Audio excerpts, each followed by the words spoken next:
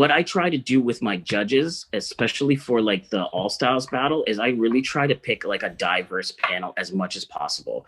And I don't just mean like what people look like, because that's easy to find in our community. You know, it's just our friends. But like, what style are they representing? What crew are they representing? What city are they from? You know, like I really try to think about that. Well, it's like And that's diversity something. of perspectives, not necessarily just Perspectives, how they look. exactly, Yeah. not just what they look like. That kind of comes a little naturally with our community, but like, yeah, Yeah. so I always try to have maybe somebody from Ottawa, definitely somebody from Ottawa, because I think it's important to have an anchorage here. Somebody from Montreal if I can, and then somebody from Toronto. Sometimes it ends up being a couple people from Toronto or maybe a couple people from Ottawa, depending on how I balance it out. But usually from different crews, and usually different styles, well, always different styles, because I think that's important. And then that gives a chance for people to see like how are they dancing, how are they judging stuff, give them a chance to hit the mic if they want to. Some people don't, but we tend to make that comment. Like me and C always MC our jams, so we vibe off of each other and we tend to talk about it in the moment, so people get a chance to see. And then when we come back to classes that week, we try to have a conversation about what were the jams like, and the kids get a chance to talk about what they thought, what they saw, and the videos are up there, they can comment on it too. Yeah. This also, like, what I didn't mention is I was the dance director for House of Paint for nearly 10 years as well. I ran the full festival for 2 years as the 2.5 years as the ED. So, kind of the whole production. House of Paint is a 4 elements hip hop festival that happens in Ottawa. Underneath the bridge, which is one of our legal graffiti walls, we have scaffolding, a big ass dance floor, a music cool stage, and a ton of like vendors and stuff. So there's graffiti artists, about 200 graffiti artists. We have often like 100 to 200 breakers and stuff there, and MCs and DJs that perform, and some big name artists as well. Doing the dance competition, because it's such a breaking heavy competition, there's always going to be people that comment and ask about why things were like this or things were like that. So I tried to create some type of standard that I felt good about when I was choosing my panel. And because we're working with grants, would have to think about the diversity piece. Like I really made it a point to always have a bgirl and female judges there, because they often get left out right away. So I really think like that's the first judge I usually look for. And sometimes people are down, sometimes people are not, but I really look for people that represent everything, and try to pick somebody from Toronto or Montreal, and then somebody from Ottawa. So like really, and mix it up every year as well. But we always have like some type of guest that's coming, give or take, and then Canadian heads. Like I always really try to pick people from coast to coast if I can, and we've had a pretty diverse panel, and that to me always felt like that was what I wanted that jam to be. Was it is always going to be subjective, but I didn't want to box it into this is what this judging style is like for this event. But at least, the people that are on the panel have done their shit and can hold it down. And what their choice is going to be whatever, and next year we'll flip it again. So that was always something I tried to do, like not keep the same person for up to 2 or 3 years, and rotate people out and give people a chance from Canada to come and showcase stuff. So we've had, we've had JK there, we've had Pieces, we've had Boob Jester, we've had Dizzy, we've had a lot of like Canadian heads, and then we've had some bigger, international people too. We've had Menno, we've had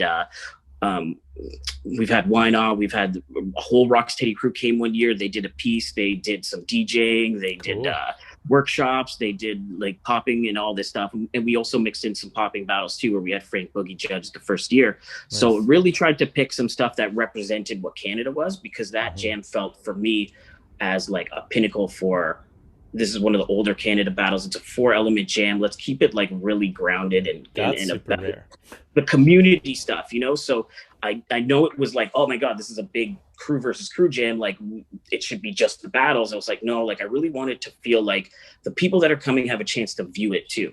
Because the audience, like we'd have like 3,000 people sometimes watching, and those were moments for young kids to see big crews battling and having that energy right there. So that was always my thought. And I think, depending on what your event is, have a good definition of what you want it to be. Like that's a good goal. And then it helps you to pick out who is going to judge how they might. And then, you know, at least when people come to you and ask, why was it like this? Why this happened? You have an opportunity to say, this is why, you know, it wasn't just because I didn't like you. It was because we have this kind of standard, you know? Yeah. And, you know, at the end of the day, like, I think this has always been my issue with emphasizing the competition over just the social aspects, is like, exactly, you get people where their main concern is the competition, and when it doesn't go their way, they're like, they bounce. They bounce, or they're like, you know, they'll complain and they'll be like, oh, the judges are biased, or whatever. Like, they deflect it. Yeah, like if can emphasize, if people can emphasize the best jams that I've been to are ones that if you lose, like, maybe it sucks, and maybe you really wanted to win, and you really wanted to go far or whatever, and that's fine. But if you lose, you have the opportunity to just still enjoy a really fun event where it's like, absolutely, you know, it's, you can keep dancing and like, so like, and Outbreak, connect with people and have conversations, and meet people. Yeah, exactly. So like, Outbreak was great for that. IBE was great for that. What is it? Vancouver Street Dance Festival was great for that. Like, there's so many different. When you guys came to House of Pain, it was great for that. House of Pain, of course. Yeah. But yeah, that, touching on that, like, that was something I really learned from Sabra too, was like emphasizing the feeling of the event and all that stuff. And that's what she really wanted for House of Paint. So like, understanding how she wanted to push stuff, and then where I was coming from in terms of like having that connection and having those skills to push it afterwards, after, you know, she started pushing onto the ED position. That's why, like, I had budget to either have a really big prize or have a prize that was like, okay, this is a good prize. It's not a massive prize, but it's enough that like people feel good about competing. We also split up and sprinkled like our heats throughout the day, because it wasn't just about the one battle. It wasn't just about the music. It wasn't just about the DJ, and it wasn't just about the art. It was about all things coming together, and all people getting a chance to see stuff, because that also changed after what I felt in the early 2000s. From when I went to jams, you'd see graffiti artists, you'd see DJs, and you'd see MCs at a breaking jam, you know? And that didn't happen anymore. And then people would battle, they'd lose in the prelims, and they'd bounce, and then all of a sudden everything felt light. So one thing I tried to do was give some subsidies to artists that were coming from different places. So we'd have East Coast dancers, we'd have some West Coast dancers, we'd have, you know, Toronto and Montreal dancers, because I could give them some gas money or chip in for whatever, or pay for their hotels, so that at least they could stay the night after the jam. And that was a big thing for me, because if you could stay the night after the jam, once you let your guard down after the battles are over, you're going to hang out in the hotel, you're going to grab dinner with your homies, and you're going to go to the after party, which is going to have, you know, a DJ or whatever, and then going to have the get down time. And that's the moment where you have real good connections. That's the moment where some ideas come together and things like this. So it's really like, what's the whole event like, and and that's why I think, like, you know, with this whole the beauty about the internet and having this digital connection is that we get to see a lot more stuff. But if we're missing the feeling, then we don't get what all the big things were that really brought that culture together in the first place. It wasn't because of what we were seeing, it's because of what we were feeling, you know? And I think that's what we were talking about with the dance. And I think younger people coming into the culture have a lot more experience watching from here than being around. And that's why it is missed sometimes. And that was becoming frustrating to like really push and articulate. But that was always the feeling for me, was I'm building opportunities for people to connect, whether it be like, you know, the graffiti artist feeling awesome because, you know, JS1 and Why Not were painting beside him, and Fable came up and like hung out too, because they were all painting on the scaffolding, shooting the shit and hanging, right? Or Crazy Legs having a moment where he held a phone up with a light so that a graffiti artist could finish his piece in the dark underneath the thing, you know? Moments like that were like really dope. And those type of things don't happen if you just focus on the competition and bounce after. So, you know, I got a lot of pushback from people being like, why do I have to like wait an hour to do the next round? And it's like, because it's not about just the competition. I'm like, why don't you watch, you know, this awesome band and poet next for a little bit, and then we'll get back to the battle, you know? Yeah. And then it's also like, you know, we had a good audience, and that was our opportunity to teach people in Ottawa about the culture. And that only happens if we can layer it in and not focus on just the one thing. And I think, you know, we as a community really appreciate when we have those moments, but I don't think we understand what some of the like nuances and little layers that have to happen for that to be there. You know, we can't have an audience if all we're thinking about is just what we want. There has to be some compromise and some give, and not to compromise the like integrity or feeling of what is happening. Like there's a way to build that authenticity there, but there's also like some bits that need to be put around so that people can feel accepted in there, you know? There has to be some approach for people to be there first before they can get in, you know? Fully get it. Well, there has to be a way for them to kind of participate without necessarily being a part of that community. Like they have to be given some way that they can feel like they're a part of it, or there's got to be some path. Like because if we were just running in, no, go for it. I think just a really quick thing, like, you know, I think I've said this a bunch of times, but you know, it's really like, what are people trying to emphasize with their jams? And I think that's a big thing. Like the best events that I've been to emphasize that it's either like it's a party or it's a festival or it's like a social thing with the competition in it. With the competition, And that's an extra thing, but the main aspect of it is, you know, like, especially because I'm older and like I don't, you know, I can't keep up with like the newer generation. I haven't been able to keep up with them for a while now. It depends on the competition, right? Like that's the thing. Like, are we competing our art or are we creating our art? You know, part of it is like, okay, so I'll compete as a kind of maybe older guy in the community as just like to. I feel like I'm pretty close to the same age as you, so saying older, I'm like, no, I'm doing this. Don't lean into it. I'm not old yet. I'm still holding on to that. We're maturing. We're mature people in the scene. We're fermenting. We're fermenting dancers. Well, it's to like kind of to show. You lead by actions, right? So it's like, okay, this is how I understand the dance, and this is what I think is important. So let me go out and represent. But also like, I go to jams to just kind of reconnect with some people that I don't see very often. Absolutely.